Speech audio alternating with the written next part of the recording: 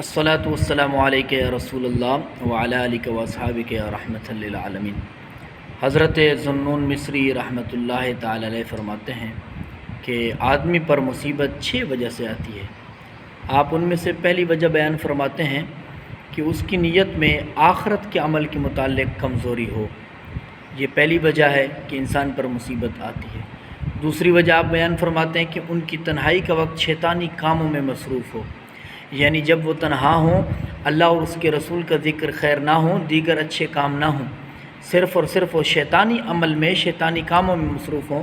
فرمایا یہ دوسری وجہ ہے کہ انسان پر مصیبت آتی ہے۔ اور تیسری وجہ یہ بیان فرماتے ہیں کہ موت کو نزدیک جاننے کے باوجود بھی لمبی لمبی امیدیں باندھتے ہیں، یعنی موت ابھی آنے والی ہے، موت کا کوئی وقت مقرر نہیں ہے، موت بالکل قریب ہے، اس کے باوجود بھی اس کی امیدیں لمبی لمبی ہیں، اپنے زندگی کے متعلق لمبی امیدیں رکھتا ہے، میں نے یہ کرنا ہے، میں نے یہ کرنا ہے، میں نے یہ کرنا ہے۔ موت جو ہے وہ اچانک آ سکتی ہے، موت نزدیک ہونے کے باوجود بھی لمبی امیدیں رکھتا ہے۔ فرمایا یہ تیسری وجہ ہے کہ انسان پر مصیبتیں آتی ہیں۔ چوتھی وجہ آپ فرماتے ہیں کہ مخلوق کی رضامندی کو خالق کی رضامندی پر مقدم رکھتا ہے، یعنی اللہ کی مخلوق کو راضی کرنے کے درپے رہتا ہے کہ مجھ سے یہ راضی ہو جائے، مجھ سے یہ راضی ہو جائے، مجھ سے فلاں بندہ راضی ہو جائے، رشتہ دار راضی ہو جائے، دیگر لوگ راضی ہو جائیں، دوست احباب راضی ہو جائیں، پنڈ کا بڑا راضی ہو جائے۔ لیکن اللہ کی رضا جو ہے وہ مقدم نہیں رکھتا کہ جب اللہ راضی ہو جائے گا تو یہ سارے رشتے، ساری مخلوق خود بخود راضی ہو جائے گی، لیکن وہ ان لوگوں کو راضی کرنے کے درپے ہے، یعنی اللہ کو راضی کرنے کے درپے نہیں ہے۔ تو یہ آپ نے چوتھی وجہ بیان فرمائی مصیبت آنے کی۔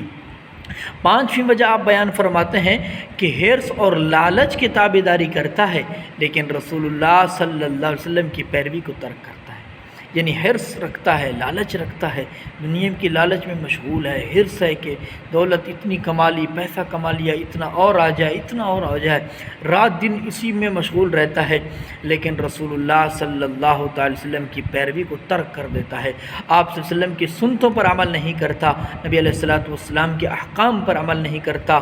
تو یہ جو ہے آپ فرماتے ہیں کہ یہ پانچویں وجہ ہے کہ انسان پر مصیبت آتی ہے۔